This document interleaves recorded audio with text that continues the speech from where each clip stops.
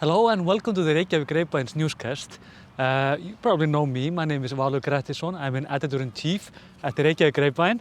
My chief of morale officer is here, Polly. Goody. She has found a new victim to throw for her. There is always someone. But she is very energetic, as you can see. Today is a lovely day. It's a bit grey, of course, but it's brilliant. We're in downtown Reykjavík because we're going to talk a little bit about politics. Everything is about politics in Reykjavík right now. And I want to go a little bit over this with you. And before we do, there is always one message, of course. I just want to remind you on our High Five Club membership.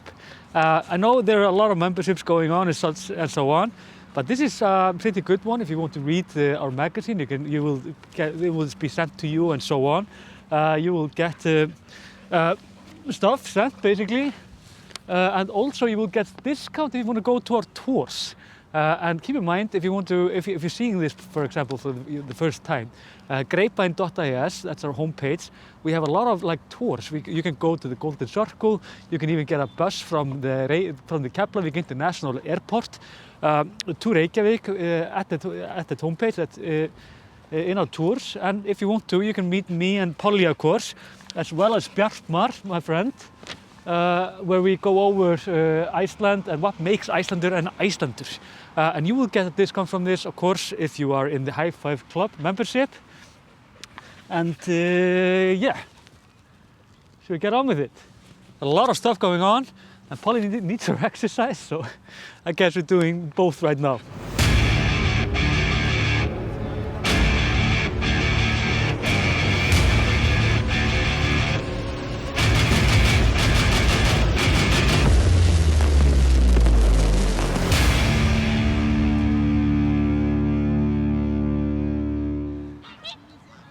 I accidentally threw at the swan. Polly!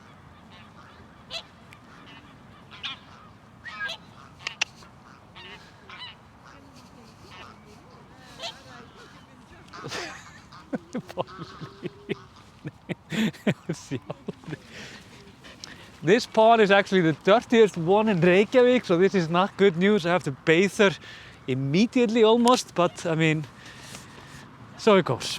So, we're going to go into the Íslandsbanka sale, the Bank of Iceland. The financial minister is under a lot of heat because of this, and not only that, there is a new poll about this.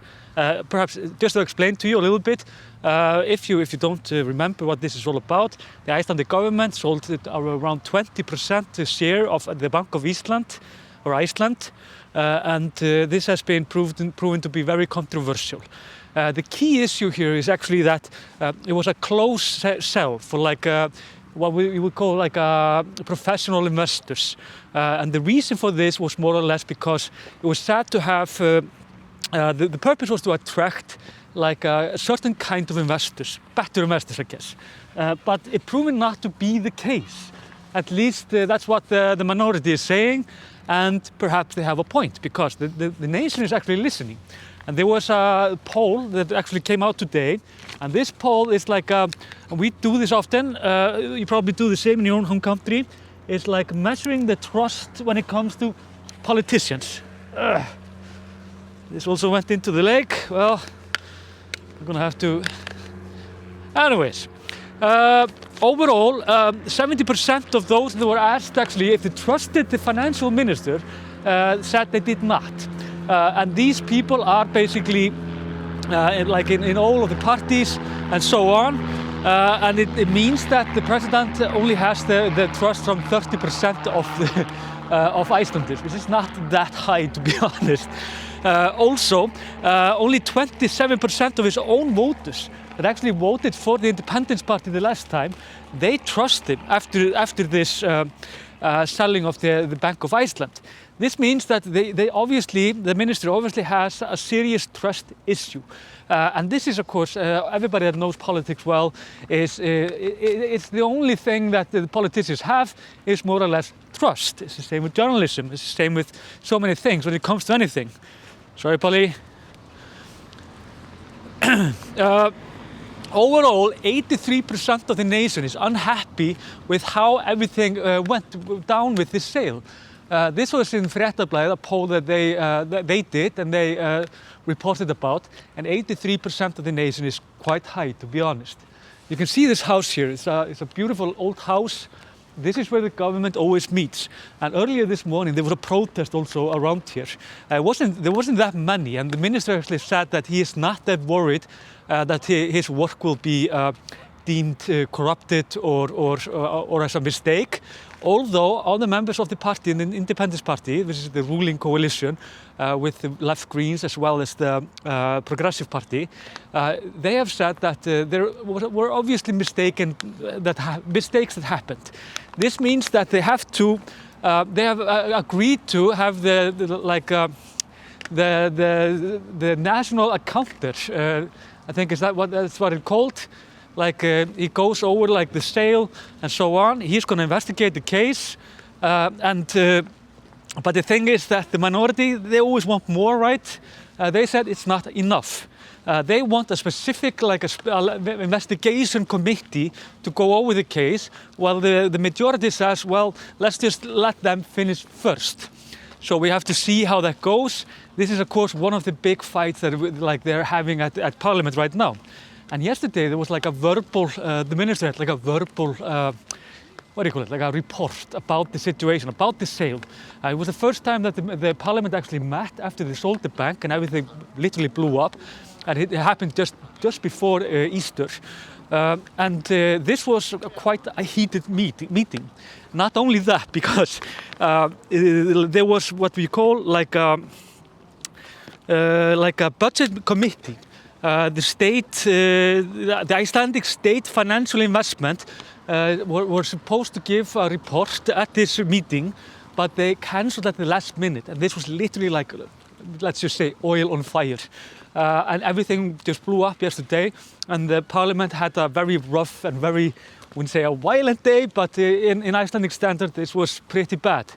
At 3 o'clock this night, the meeting was over. So they were meeting and talking and arguing more or less the whole day and the whole night. Not much new came out of these meetings, but what we can see from it though is that the Icelandic finance minister is he's doubling down literally. He is saying that there was nothing wrong doing here.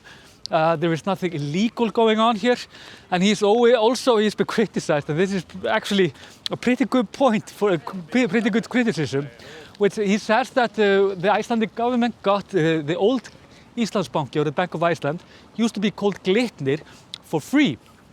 Now this is not entirely true, although you can view it like that. The bank was of course nationalized in the crash in 2008. We have now gotten around 100 and something billion Icelandic krona out of it. It was around 104 billion. But some have calculated, I'm not quite sure if this is completely right, that we actually we paid more as a government, as a taxpayer to nationalize the bank in 2008. So it's an obscure point, but it shows like where we are. Nothing is free, of course, and it costed us, well, we almost became bankrupt because of this. So people are quite angry because of the... Já, það ekki. Nei, ég að gera fréttir bara. Fréttir? Já. Í hvað miðli? Reykjavík Grapevine. Heyrðu, endilega reynir aðeins opna augun og sjá hvað gangi. Já, ég að tala um Bjarna á Visinni. Já, það meira það. Það meira það, já. Okay. She thought that I was a campaigner, and she said, like, I'm gonna destroy this because you're a campaigner. But thankfully I'm not. Which is basically our next issue. We have elections coming up in 14th of May, and these elections are only in the municipal elections. And you can see the house here. This is the city council here of Reykjavík. It's not perhaps big, but it's the biggest city in Iceland. It's 130,000 people that live in the city, and we have had the same government now more or less since 2014. The mayor of Reykjavík is Dagur B. Eggertsson. He was actually in our podcast, which we released today, and he actually was talking about, we're asking him about pressure points in politics, for example, the housing. This has been quite some stir about this, as well as racism. And racism has been quite interesting because in 2014 we had a very unique elections where the Progressive Party was actually, they got 2 city council members elected because of xenophobic rhetoric. They were against mosques in Reykjavík, and this proved to be very popular among voters. Dagur, he said that he took this to heart, and that the Progressive Party had never actually taken any responsibility for these elections. I thank you for taking this up with the Progressive Party in 2014, because I took that very strongly to heart, and at that time I took the step of excluding the Progressive Party as an option for cooperation if they would not clean up their act. Mm-hmm. And they did? They never did. Well, no. Why do you say that? Because the chairman of the party and the vice chairman, nobody, they just held back. Oh, yeah. And they never took responsibility for this. No, they just kind of indirectly were pleased of seeing their support going from 2% to 12%. Yeah, exactly. And they capitalized on this in the elections. So I said, okay, this is kind of, politically speaking, a victory of getting 12%, but I can't work with someone that capitalizes on racism. There is one thing to remember here, which is basically that the elections will be on the 14th of May, and there was a change of rules on the 1st of January. Not everybody has heard about this, but we're trying to tell as many as we can about it, which is basically if you have lived in Iceland for 3 years and you're not from the Nordic countries, you're allowed to actually vote in these elections. This used to be 5 years, but was changed now 1st of January, like I said. But if you're from the Nordic nations, and there are a lot of people, of course, from the Nordic nations, you can actually vote straight up, like right now, if you want to, of course. We encourage you to use your right to vote for obvious reasons. Well, you want me here? Basically because, I mean, it's your city and you have everything to say about it, and it's important that the voice of immigrants will be heard, because it has been a problem in Iceland that immigrants have not haven't been that involved in politics in Iceland, for obvious reason, because Icelanders are quite, I wouldn't say fascist about their language, but we are quite hard when it comes to it. We protect it fiercely, and Icelandic public, they expect people to speak Icelandic, but this is changing, thankfully, slowly, but it's changing. Also, the key issues when it comes to the Reykjavík city is housing. It's always housing, right? Houses and taxes. The majority now have been building a lot of houses around the city area, like the central area. This has been proven quite, I would say, controversial, because other parties, not all of them, but some of them, they want to break new land in the outskirts of the city and build massive districts. But the city council say that this is not very green, it's not good for the environment, and they want to use the land that we have here. And we have a lot of land actually in the central area. Polly, could you? Finally.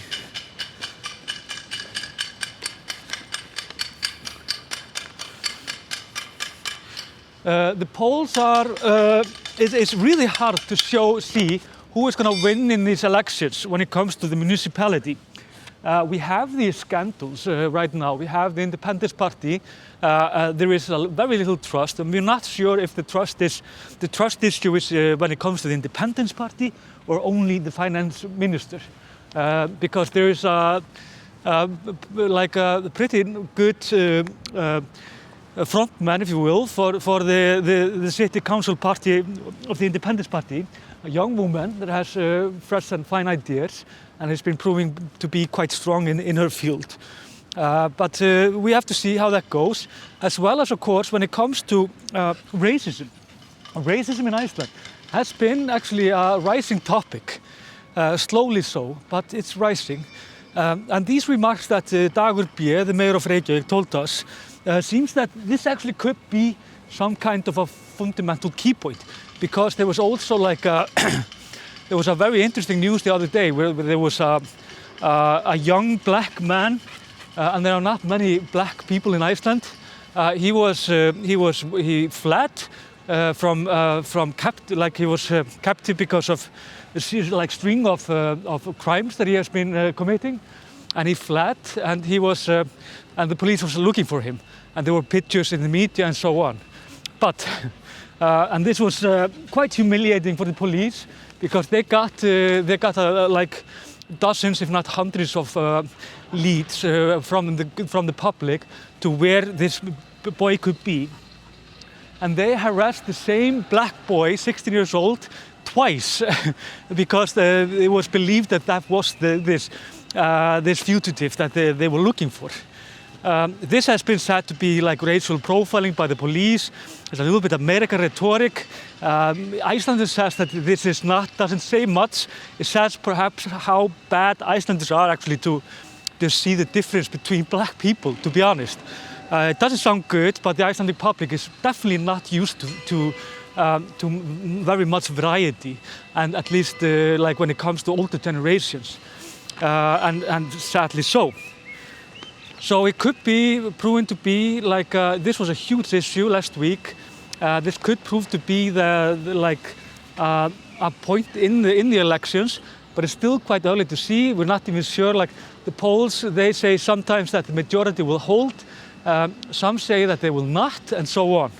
And finally, also, this is perhaps the saddest news of the week. We have had unusually many deaths in the first 4 months of the year, the first quarter. There have been around 740 deaths, while there were around 610 people that died in the same amount of time last year. This is, of course, because of COVID. We've had around 100 deaths only because of COVID this year alone, which is high, but COVID is thankfully not only going down, it has almost disappeared. So it will be interesting to see, of course, how the next 4 months will go, basically. Also, it's just interesting, perhaps we have 377,000 people in Iceland right now that are living here, and of them we have 3,000 immigrants. And this is, of course, interesting because immigration in Iceland is getting quite strong. There are around 50,000 people that are not from Icelandic origin, and therefore it's very important that they actually take part in our democratic procedures, vote and so on, and just make themselves heard, because they definitely have the mass behind them. Not sure how many live in the Reykjavík capital area, but I'm guessing half of them at least. And of course, welcome if you're watching this actually and you're new here.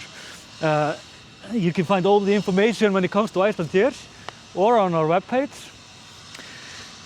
And yes, that's it. Thank you for watching, of course. Remember how our High Five Club membership, you can get a discount for our tours, and please book a tour if you're coming to Iceland. And if you want to meet me or Polly, then we have a tour for that. And yeah, what is you asked? You want to add something to it? Yeah, it's good. Okay. And thanks for watching.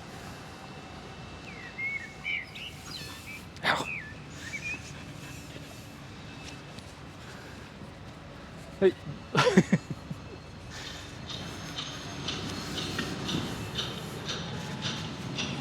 Ah, ja.